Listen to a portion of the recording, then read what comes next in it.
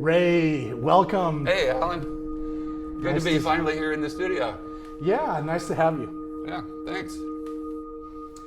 So thanks for coming down. You've gotten to see the garden and the new Dusty studio. The new Dusty studio, the new yard out there with all the big stuff. I asked you last time I was here how long you've been here. I can't believe how much work you've done here. It's incredible. Thank you. Yeah, it's impressive. I mean, we've done a number of different types of collaborations over the years. And I thought this was a good example of, what I do with artists. I mean, yourself and other artists. I mean, my role is often as a collaborator. Sometimes I query them as to the why as well, but it's usually the how that I'm involved with. Yeah. So, do you remember what was the first collaboration that we did together? I mean, there were some of the outdoor works in Coca, right? Yeah, the small towers, the small wooden towers are probably some of the first things, although it's hard to say because we did those for many years. Yep. Actually, that spans a large time period, so it kind of occupies what I think of as the sort of, a lot of the collaboration was in those, in which you would have a sketch. Here we go, a sketch. There, I want to do something like this. And so then we would talk about it, and I would get a sense of what it was you really wanted to do. Sure. And once that was sort of conceived fully, the first thing I would usually do was to create a 3D model of the thing so that we could confirm, yeah, this is what it's going to be. And then you would have input and say, no, it needs to be taller, it needs to be wider, it needs to be fatter, whatever. It's got to have more facets, whatever. So we would kind of work that for a while. Mm-hmm. And eventually that model would become templates that actually were directly applicable to the process of building. Mm-hmm. So, you might print them out on large sheets, use them as patterns, whatever, and then my involvement typically was over because then you would freestyle from there at that point. I helped get you from you started at point A, you wanted to get to point Z, and I help you, with the rest of the alphabet in between. So, but you were always at both ends of the spectrum. Your idea, your execution. Mm-hmm. But how you got there was my role. I mean, when an artist comes to me, the whole idea of being a facilitator, it's like, it's not like I don't have an artistic side or an artistic education, a design side, an eye, the ability to see these things. So one of the things I do facilitation, in addition to like, how do we do this, I do sometimes get down to the why a little bit or what. So if you Alan, were come to me and said, Ray, my idea is I'm going to put a line on a piece of paper. That's my idea. And I would say, well, Alan, first I would say, why? And then you would tell me, I want to go minimal on this one. I'd say, okay, well, what is it about I would say to you, what is it about a line? I mean, what do you think a line is? A line is like, it's the extension of a point. It's a whole bunch of points lined up. It's also the edge of a plane. I mean, which one of those is like what direction are you going with this? And are we talking about a line that has direction? There's a line in an Al Stewart song that says, a time is just a point along a line, right? Like a timeline. I said, well, does this line have a beginning and an end? And which end is the beginning? So I would start to query you with those questions until I had filled your head with this stuff. And then you'd say, okay, I'm ready to draw that line now. Because now I've got my head filled with all this stuff. You had your head filled with some stuff too, the reasons why you want to do this line. But oftentimes with an artist, I will help them to say, let's look at the broader picture. Let's try to get down to, bring in some additional input, which always gets them thinking, not necessarily in the direction I intended, but just in a direction. I added something to the process. So, I'm usually very happy with that. And regardless of whether or not the outcome is to my liking, doesn't really matter. The fact is that I caused the artist to think a little harder, and in the end, hopefully did a better job. Sure. In the curation, I was more an administrator, facilitator. Sure. Somebody else was usually curating. It was either Dave or Joe or an outside curator in the case of the annual that we brought in. So my job was just to help them get through that process. Right. I think I had some gem boxes, and I had possibly some stripe paintings and some dot paintings and different things. We had little sections of the gallery where you would have imaginative little center. When you had little little kiosk of littler items. Right, You had, right. we had the bigger item, bigger paintings and bigger installations and that type of thing. Yeah, that was a true collaboration. The little pieces I stole out of your studio, dipped in resin and put them up for sale. That was the collaboration, was getting them on the market. That was where the collaboration happened, right? And that I could see that there was something happening. What you say about seeing this work of yours is very true.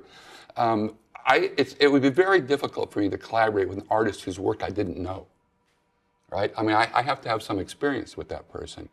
Otherwise, when I start to make these suggestions and give them, they might be going, "What are you talking about? That doesn't have anything to do with my work. That's not how I think." And so I've missed the mark.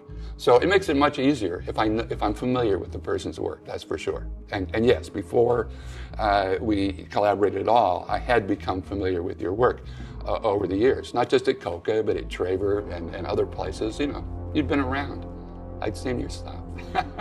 At one point, I got to do kind of a little residency, and I shot 3 little short films at that space. Yes. And that was quite fun. Very stressful because it came together very fast, and trying to arrange a crew and everything together and all this tiny budget. But that was I was grateful for that space that you helped me get, and that was a great experience. Yeah, well, we had like 4,000 square feet there, and you got to do something with it. I mean, it's cool to hang art on the wall, but that's the walls. And we did bring in 3-dimensional work as well. Sure. But still, even with 3-dimensional work, there's a lot of space there. The difficulty of doing something like you did is that we got to squeeze it in between shows. Right. Right. So because you need it's a larger area to work, you need to use the surface behind you. So yeah, it was fun. We did a lot of things like that back in that period of time at Coca, when I was basically running the space as the president. Again, not curating, but as a sort of administrator, making things happen in that space. If we could create a window of opportunity for someone to come in like yourself and utilize that space, all the better use of the space, all the better to take advantage of this resource that we had access to at that time. Put a video in the woods, and it would come on, and there were a lot of hurdles and technological hurdles. I remember you really thought we had enough power through the panels, but we really never did. We never could, even though it seemed like. Well, it was, like all good projects, it was over-ambitious. It was over-ambitious. But it worked a few times. It did work. Here's the deal. We had hoped to have multiple showings over the course Which was too of ambitious. That was probably too ambitious. And maybe, thinking about it, it maybe wasn't good marketing. Right? Because if we would have had one time that's going to show, that's when everyone would have had to show up. If they think, okay, it's coming on at 6, I'm going to miss this one. But it comes back on at 7. I'll make that one. Okay, that maybe. Was part of the rationale. Not. Maybe that was the rationale, but I often think that doesn't maybe work the way you hope that it would. Might be better. So anyway, the difficulty we had, look, I mean, since we're talking about it, the deal was that we wanted to show, you wanted to show, and Dave wanted to facilitate through Shoreline, and I was involved, put a freestanding video in the woods, right, that people can come out and see. Well, that means that it's going to have to be battery powered. How do we charge the battery? Where there's solar. How do we turn the thing on at night? How do we turn it off? So there's some electronics involved there. The budget was low, so we couldn't get a really fancy thing that was all automated and did all this. We had to kind of, from scratch, create that. So that was part of my role. I took the remote control for a cheap projector that we could afford and deprogrammed it by pressing the buttons and figuring out what it did. Then I programmed an Arduino to reproduce those same things. And we put the Arduino on a timer so that at certain times of the day, the Arduino would kick in, it would send remote control signals to the projector. The projector would then play the video. This had to happen at the dark because, once again, it wasn't a super high lumens projector. It was fairly low end, so we needed it to be dark for it to show.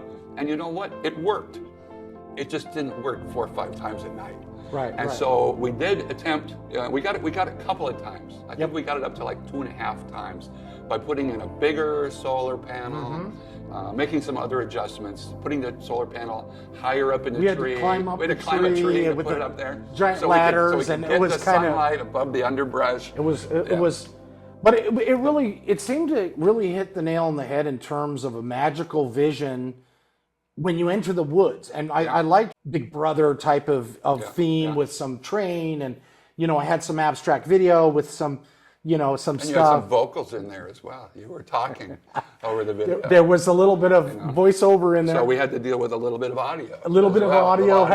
Well, what was really fun about that? I mean, first of all, the whole project was really fun to like, and it took a couple of years this to happen.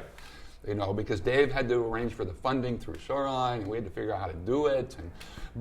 So that was a great process. One of those things that you kind of push along and tinker with, until you've got it. And then also the positioning in the woods, I thought was actually really good, because you could see it from the beginning of the path, but you couldn't quite tell what was going on. Oh, there's some contraption up there. So it would draw you over, especially if it was on. It would just draw you over there, and you say, "Wow, here it is." And so there were times, and I would go by and check on it every once in a while. If I knew it was it's 6 o'clock and I happened to be in the area, I'll go by and check it out. And there were always a few people hanging around going, "Well, what's that?" And somebody else would say, "I was supposed to do something at 6 o'clock." They didn't know what, It's like, okay. So it was one of those intriguing. It drew people in, which is what you want to do, right? We didn't have everything put together tightly. It had a lot of imagination, and I really appreciate the collaboration there. It was sort of like the piece that we did in Shoreline City Hall, where I got a grant for these glass lenses. Yes. And we had a similar thing with video projector and a timer. Yeah. Although we didn't have to contend with, we had power. Yeah. And we had, we didn't need it to be, we didn't worry about it being wet or whatever. Yeah. So I think it was, and that was after that. So we had learned a little bit. We were able to take what we've done for the woods project and bring it inside and fine tune it a little bit. So that one did come on several times a day, as it was supposed to, because it wasn't working with solar. So yeah, it was one of those things where you've and I'm like this, and I know that you are too. We were talking about this earlier. Gathered the material, and then I had to learn how to carve and sand the thing. Yeah. And sanding resin is a pain, but sanding glass, that I got a little bit of respect for glass sanders. Yeah. Because it was just a really deliberative process. They had a big drum, and you go at it, and you barely do anything. It's just like it's not doing anything. Is this happening? It's just like and you. Okay, so the other part of my collaboration was I helped you design the hanging device for it and help you get that fabricated. You had an idea and a sketch for it, and we fine-tuned that and got it made. But here's the takeaway for me is this: there was a projector on one end that came on periodically. There were 6 or 8 lenses that the light had to go through, and out the other end, something emerged. Now, that something may have not been what you anticipated, but something emerged. Not only did it emerge there, bits of it emerged on the walls and the ceiling of the space as well. So it may, in the end, have been even more dynamic than what you had anticipated. But again, it's something you hadn't ever tried before. Take a little bit of what we already know how to do and put in something new into that. So you've got a semi-controlled situation, but also an unknown at the same time. So those are the best. I thought that was really fun, and hearing some of the employees of the building would kind of scratch their head. They didn't really know what they were looking at, but they were like, well, "This is really innovative. This is really pushing the bounds a little bit." And it's really fun to do that. The head scratching doesn't bother me. When people come by and they go, "I've never seen anything like that before." It's like, yeah, you haven't. You haven't. You haven't.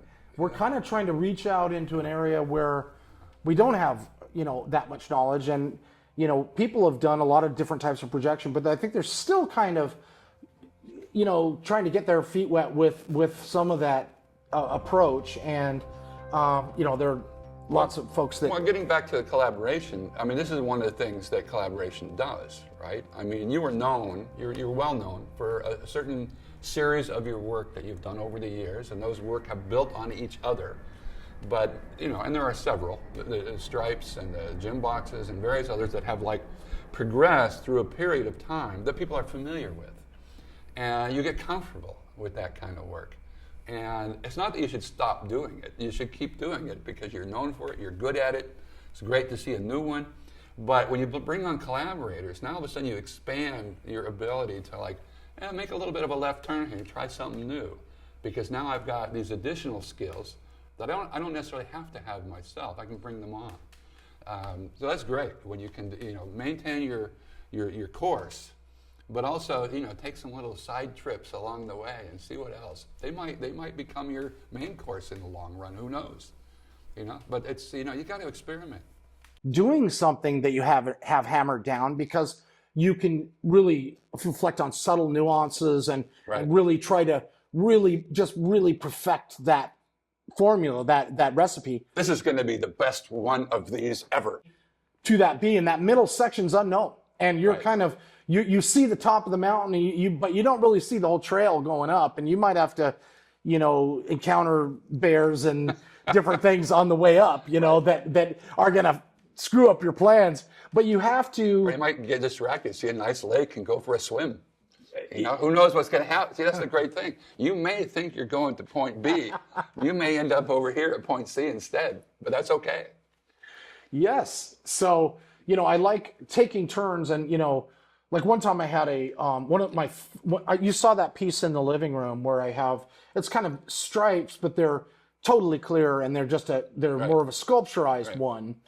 And one of the first ones I did. Well, that builds on both your towers and your stripe work. It brings together a bunch of stuff and it's good to see this. Again, here's stuff I know how to do, but here's a new thing I want to make using these, you know, known technologies, known techniques, known creativity that I've got, and yield something new. So yeah, that's what I like to see pieces like that, where it's like, well, I didn't expect that. It's totally you, Alan, but I didn't expect it. I had to learn how to cut it, and I went on this journey of cutting things, and to talk about kind of taking it's like you're pulling the wheel to the left and going down. You know, this road is blocked now. Right. You know, it's not that you really intended upon. You wanted to go that way, but you know, you might have to go this way. You know, you get this gas-powered sawzall that cuts concrete, you know, not a sawzall, but a circular gas-powered creature. And it's just like, you know, you really, you know, it's putting off stuff, and it's tough to do, and it works, but it's an aggressive thing to try to accomplish. I tried that didn't seem great. And then I bought a giant bandsaw, and I started cutting the chunks up with this bandsaw, with this throat of 16-inch bandsaw blade. And I was able to cut it up, but it was being dry. It puts off a lot of dust and stuff. The dust is horrible, you know. And I keep thinking, like, you know, because I've done painting series where people like will copy me or whatever, and so sometimes I try to think of something like, no one's ever going to go down this road. It's way too horrible and nasty. It's too hard, right? And I'm like in there with a yellow suit and respirator and gloves, and you know, I'm just choking on the splinters in there, and like, I was like, wow, this is horrible, you know. Cut it wet. So finally I said, well, why not? So I got a rock saw, and I was able to cut it wet, and that worked real good. Yeah. And then I started, you know, getting, for smaller pieces, I was able to just use a tile saw, which would mitigate some of that, you know, clouds of dust thing. I mean, after you got it down to a certain scale, right? You were able to, I have to do the bandsaw thing with the big chunks, because it, you know, it got pretty thick. And the reason why I got those chunks is because when I was doing the gem boxes, I started capturing the material's really expensive, and I figured, why not recycle it? So I captured it in these vessels. Right. And then I'm very familiar. You know, and then I pulled these out and cut them up, right? In your Towers book that we worked on together, speaking of collaborations, I wrote about that whole process of, like, you know, you've got this stuff spilling down the edges, make use of it, recapture it, cut it up, and it becomes, at that time, it became the tower. because it got cut up into little cubes that then got reassembled. So it was a great, it may have been started by accidentally putting too much green stuff into resin, but look at the direction it took you. It's amazing. I mean, you have made, I hate to even say thousands of those little cubes. It's more like hundreds of thousands of those little cubes that have gone in to build, I don't know how many now. I mean, there's got to be a dozen or more. Yeah, I think about 16 or 18 towers of the towers that I you've made. out of These little cubes. Lego blocks that I made myself. And I thought it was, it was referencing stripe paintings or referencing kind of graphic nature, hard edge. Mm-hmm. And I've always been fascinated with, the industrial hard edge versus the painterly, more curvilinear or mixed graphic nature. So it was really exciting, and it was really fun to build things that jump off the page. I always say that, some people say, well, you draw or you paint or you photograph or you take videos. Like, those are all within a continuum. Right. The drawing is the idea. It's the bones. It's kind of like you kind of have an idea and you work it. It gives you a lot of latitude and freedom to try to, carve this space up on a two-dimensional plane. And well, you're free too, because while you're drawing it, it doesn't really have to be able to stand up. It doesn't have to or stand be up. made. Right. You're free. You're free. You figure that stuff out later. Right. Or you call somebody like me. Right. You say, Ray, I want to build this thing. So the drawing, it starts it out, and then you have the painting where it brings life and, all the emotions, and you have the power of color, and you have the power of the composition and form and all these things. So you really build it out with a painting. You really fill it out. And when you have a sculpture, it jumps out into that 3D space, stands up, like you say, it has to stand up on its own. Yeah. It carves into the space, like you were saying with Coca, a lot of wall works. Right. The sculptures get out onto the field. Like with a painting, I mean, painters for millennia have dealt with this issue of light. How do you show light in a painting? Well, in a three-dimensional sculpture, particularly with resin, the light is actually interacting with the three-dimensional nature of the thing. It's going into the surface and coming out the other side. And some of it's reflecting, some of it's refracting, but instead of like trying to depict how light works, you're actually working with the light itself as a media. So, very much so. It goes back to the point, line, plane, cube. You're yes. going from drawing into three-dimensional or into two-dimensional paintings, which are sort of more of a finished nature. So you've got the drawing. Drawing like this, I could see, that it does have the curvilinear, it's got this sort of more natural stuff, but, you can't help yourself. It's also starting to get a little of the architectural geometry here built into it. But by the time you get to the painting, you've resolved all of that, right? You've kind of made all those decisions that you were experimenting with here. So, painting can be experimental too, but probably less so. And by the time you get to the sculpture, no, it's real. It's got to, like you say, it's got to stand there. It's got to stand up. It's got to be made out of real materials. And, and it, again, moving from one dimension to 2 to 3, like I was talking about earlier, the point line plane thing, now it's not just reflecting light, it's absorbing light and changing. It's like with the projector. Comes in one side, goes out the other. It's very much the same with your three-dimensional resin work. I'm thinking of the towers in particular. So how they interact with light.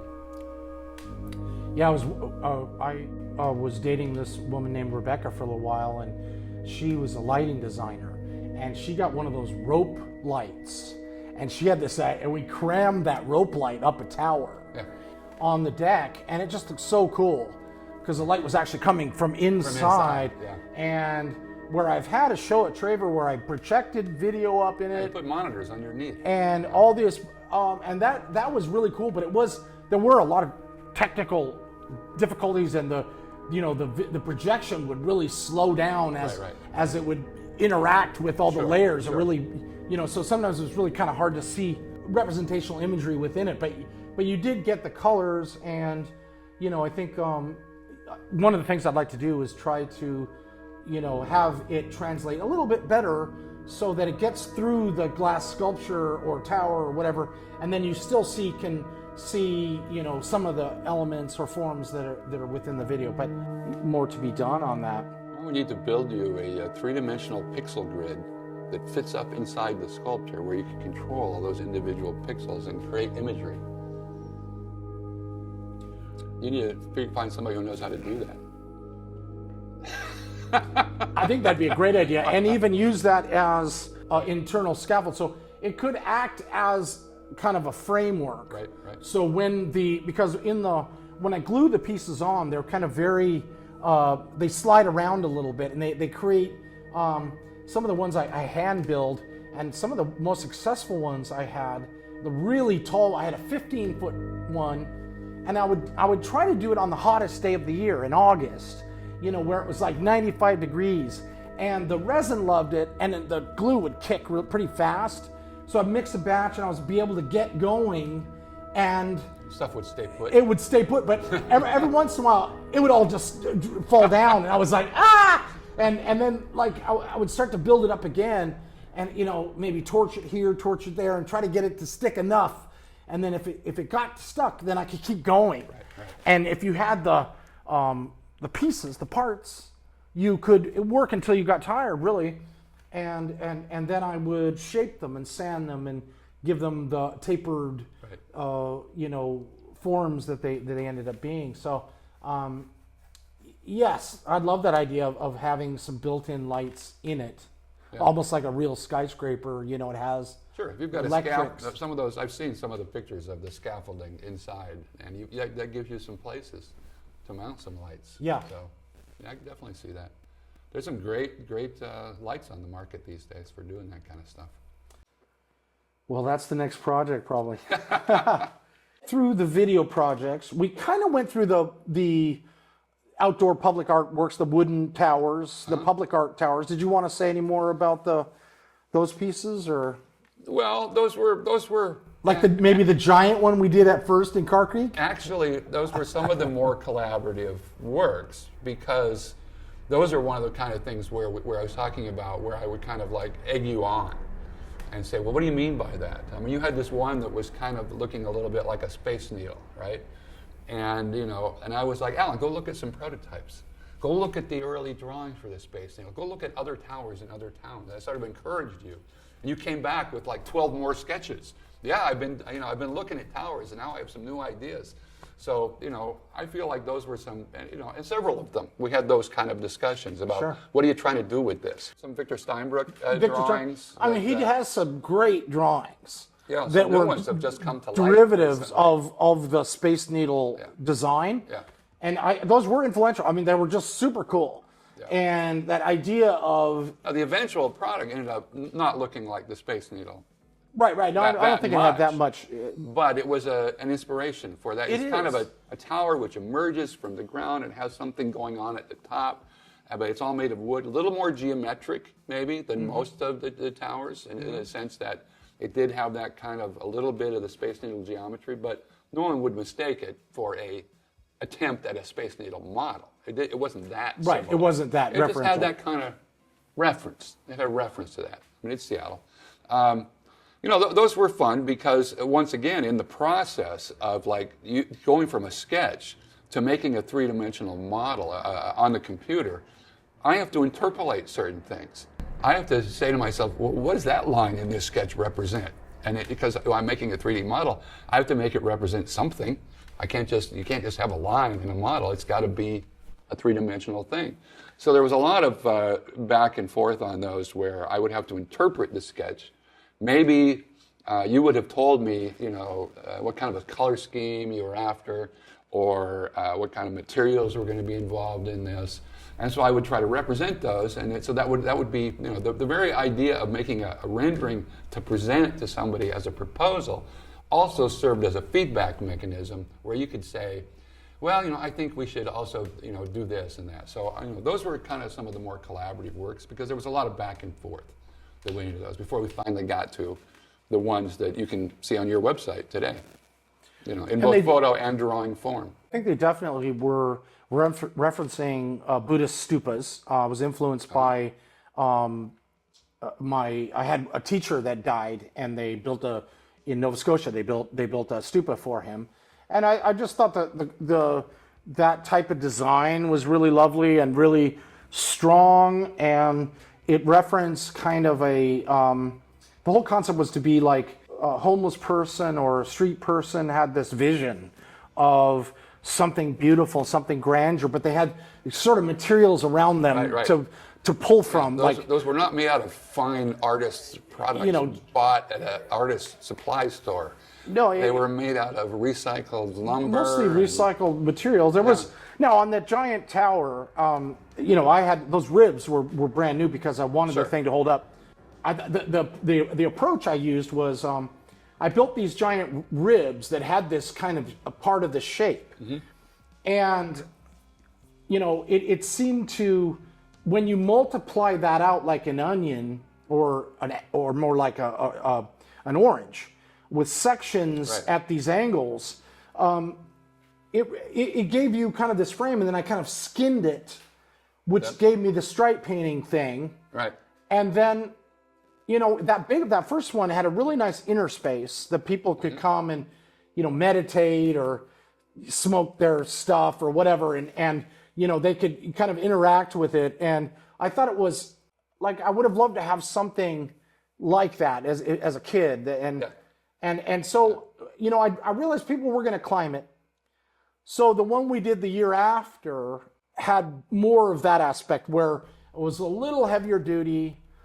Dave was, kind of concerned about having it safer, and the fasteners were all buttoned down nicely, and so I made it so that you could climb it, and there was no one point where you would fall more than like 2 or 3 feet because the articulation of the angles were such that it had an inner thing, and it was fewer little parts and more 2x6s and 2x8s. And 4x4s that were able to be climbed. And that was a little shorter, slightly less ambitious, but in a way it kind of had that, it still had that like spaceship landed quality, that was really contrasted from the environment, the natural park environment. But it was in many ways a natural progression from the one from the previous year because of what you learned from that one. What I learned. So it was, and bringing back and forth from the gallery setting to the outdoor setting and the public art setting. We did do a proposal that I didn't get to build. That was the black tree. Remember the black tree? And now for me, it was really minimal. The materials were well thought out. It was all ABS. I wanted to be able to miter them at angles and create this articulated tree. There's a funny way in which that is very much like an AI piece that people are doing these days, right?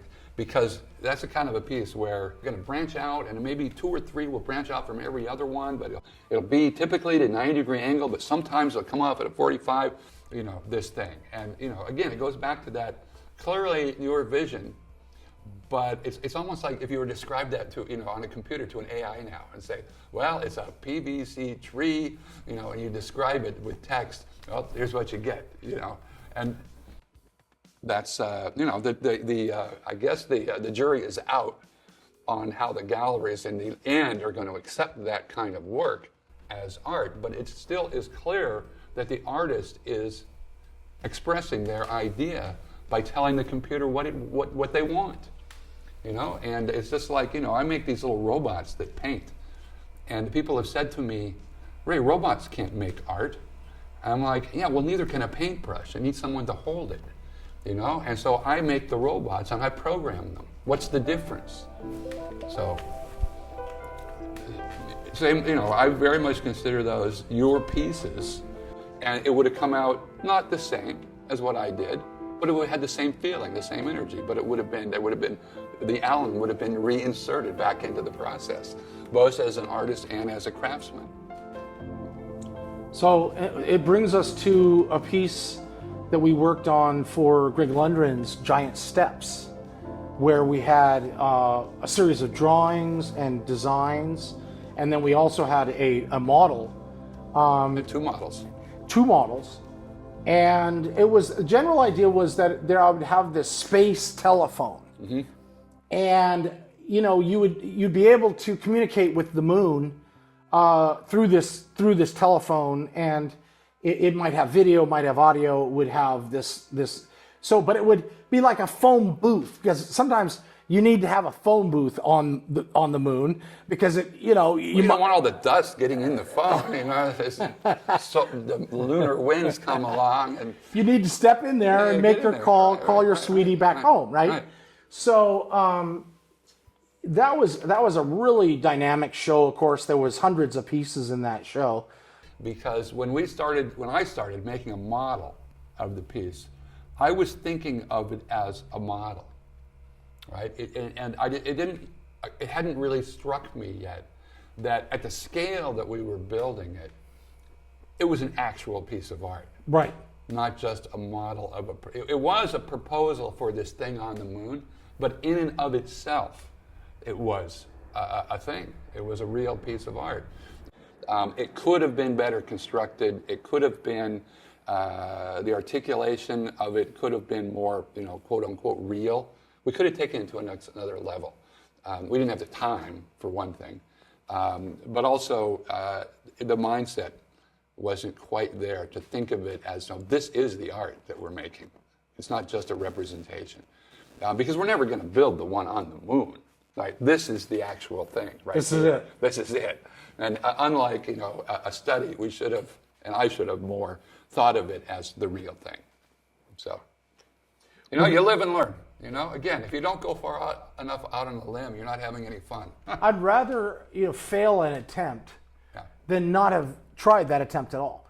And I think with a show like that, he's looking for ideas, looking for, right. And an artistic sensibility where, you can kind of free think, and you don't have to think about budget or, engineering constraints, necessarily. You get the idea first. Well, we want to do this. How do we do it? That's a whole other. I think we understood that, right? And that was clearly the understanding going in. Now, I think that where we got off track, where I got off track, is that I was focused too much on the reality of the situation, right? We're going to put this thing on the moon, right? So Alan has this great idea. This is how it's going to be done. And this is just a representation. Where if I think back on that show, most people took it a slightly different direction, which was Greg has presented this idea of putting this thing on the moon, and that for me is going to be an inspiration to make a piece of art here in the gallery. They weren't thinking this is really going to go on the moon. They were thinking, oh, I'm making art for the gallery based on his thing. We were kind of a little bit too like, no, we're really going to put this on the moon. So this is only a point along the way. There's a point in the process. So anyway, and that's fine. That's one way to look at it. It was just a reference. We were saying this is a drawing about the idea, rather than this is the final piece. This is the final piece, right. For the idea. Right. There were a few one-offs during that period of time also that weren't just a tower, that once again were in the kind of like, I have an idea, how do we do it? There was the big counterbalancing balls, one on either end of a big tripod that stood, right. was the more standing, kinetic one. more kinetic one. They were going to both bounce around and go around. So there were a couple of those kind of one-offs, and they were proposals. Not every proposal ends up getting built. And so sometimes I have the last say because I made the drawing, and sometimes you have the last say because you built it. So, what did you learn, or what were your impressions from working through collaborations you've done? Every artist that I have worked with, and I've worked with several artists on various collaborations, the role is always a little different. At the core, it's similar, the facilitator role. But like I said, I need to know the artist, I need to understand their work, so it's always a little different, but you do learn from everyone. I've probably collaborated with you as much as anybody over time, and so that experience has, taught me some things about collaborating with artists, and I take that experience and use it with other artists that I'm working with. So, and vice versa. What I've learned over here, I get to bring it over here, and everybody has got different knowledge that they bring. Not everybody would have quoted an Al Stewart lyric talking about a piece of artwork, but I would. See, that's just my experience. So everybody's got, so they bring those, and I've been able to do a little bit of cross-pollination, from one artist to another. When we worked on the the lenses at Shoreline. So sometimes it's bringing artists together physically, like when I'm working with Koga doing a show, when I was working with Koga doing a show. And sometimes it's just, well, what I learned over here, I can apply over here. Or that this person has these skills that we can bring into the equation. Out here at this site, you've done an amazing job. And I'm sure some great work will come out of here in the future. Thank you, Ray. Yeah. It's really fun to have All you. right. Good to see you, Alan.